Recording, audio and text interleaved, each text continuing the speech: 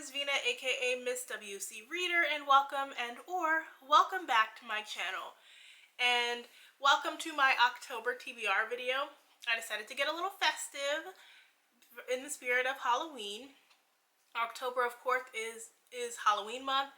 It is fully fall, and it is my birthday month, October 1st, baby, right here.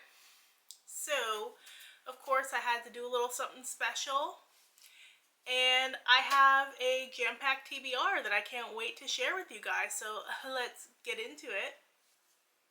I have Half Resurrection Blues by Daniel Jose Alder. I've had this one on my shelf for a little while now.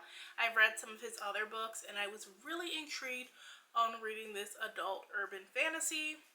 It says, Carlos de la Cruz is one of the New York Council of the Dead's most unusual agents, an in-betweener, partially resurrected from a death he barely recalls suffering after a life that's missing from his memory.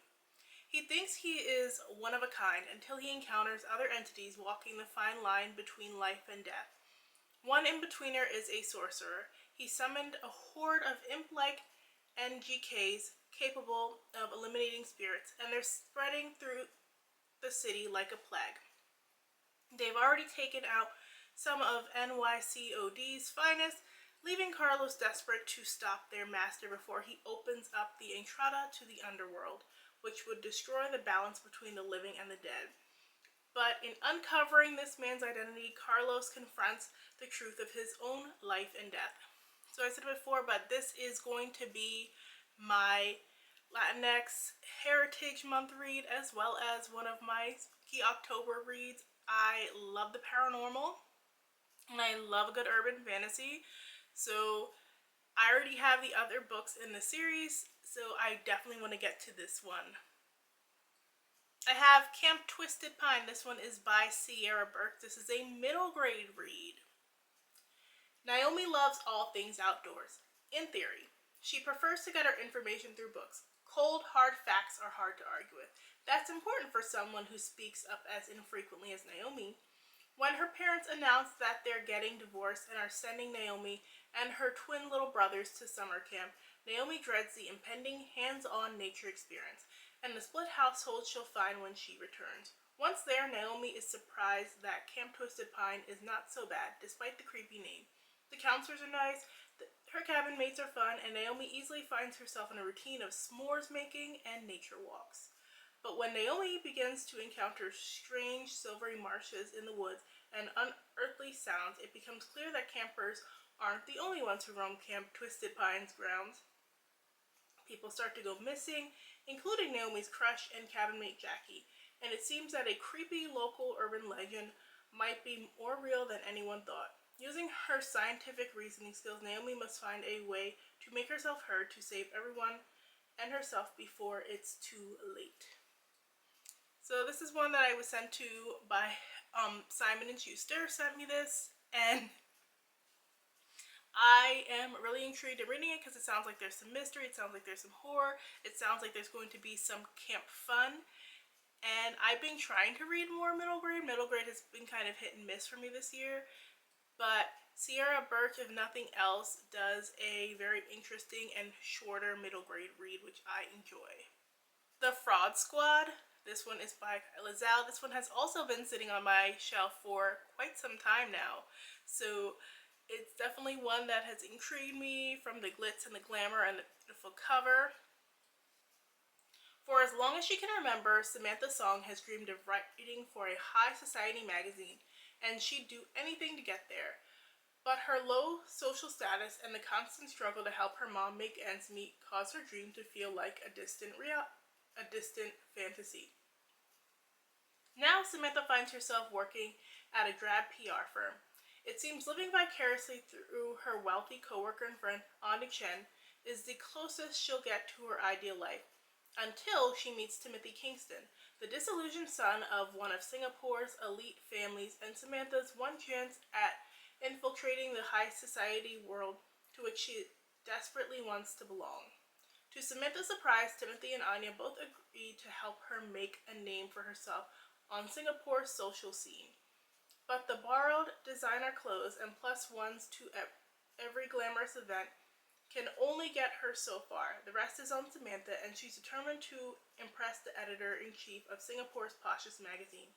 But the deeper Samantha wades into this fraud, the more she fears being exposed, especially with mysterious gossip columnists on the prowl for dirt, forcing her to reckon her pretense with who she really is before she loses it all. So from what I understand from Kylie Zhao, she grew up in like a family that had some money. She went to a good school, and she was able to intern for some top fashion magazines. So she's kind of pulling from her real life experience for this tale, which I'm hoping will be just a twisty and fun and glitzy adventure. This is one that I'm super hyped to read. It is The Night Ward by R.C. Garcia, who is a Trinidadian author. For 500 years, Gaia's hand has stood as a ward against the dark. The age of chaos is a faded memory. The goddess has left our land and given her blessing to the queens to rule in her stead. Princess Viela of the court of Hamburg is the spirit of a presumptive heir to the throne and budding wielder of magic. And yet she's still a child, not yet 10 years old, and a day spent evading her teachers and her dutiful bodyguard Luca is much more satisfying than learning about telepathy, illusions, and other spells, or obeying even her mother, the queen. There is time enough until there isn't. For the night the queen hosts a ceremony to confirm Viela as the next hand of Gaia, everything changes for her in the most horrific way imaginable. Viola's mother is assassinated. Now Illa is queen. Luca, despite resenting his position as royal babysitter, does not hesitate. He rushes his charge from the court and vows to keep her safe. Yet he is unsure how to help a burgeoning hand of Ea, let alone contend with his place as a man in a matriarchal world and the secret that is burning inside him. Together, they are on the run from darkness in a world where the lines between magic and technology are blurring, and it's up to a child and her protector to bring clarity and light back to the queendom. So, you know me, I'm always looking for more adult black fantasy in the traditionally published space. I just feel like we get like a couple here and there and that's it, and they don't get much shine to them. So I am super excited to read this one, and I'm hoping it's nothing but the best. I have Rose Interrupted. So October is Black History Month within the UK. Patricia Lawrence, who is the author of this book, is a biracial author, and she's like half Trinidadian. I think it might be like half Italian maybe, or half English. I'm not quite sure. But she is kind of like a staple name you will hear it when it comes to Black UK literature, and I do have a couple of her other books. I did read a picture book by her, but I had this one sitting on my shelf now, I think since 2020, so it's long overdue for me to actually read it. 17-year-old Rose and her 13-year-old brother Rudder have escaped a strict religious sect. Goodbye rigid rules about everything, hello mobile phones and makeup. But there's loads of stuff in their new life that Rose has zero idea how to handle. It's totally normal for girls to let their boyfriends take topless pictures of them, right? When Rudder accidentally sets a devastating chain of events in motion, Rose must decide whether to sacrifice everything and return to the life she hates to save the people she loves. So I'm not quite sure what to expect with this one. It's going to be a hard-hitting contemporary. Again, like, I've never read any of her long form stuff, so I am intrigued. And I do try to read more like books that are only set in the UK by those black and biracial authors there, but specifically set in their neighborhoods and not written for an American audience, because I feel like the ones that end up coming over here a lot of the times are tailored to the American audience, and they don't give like the best depiction of what life is realistically like over there, because they are trying to fit into how we interpret our school systems, how we see race, how we see certain identities and topics.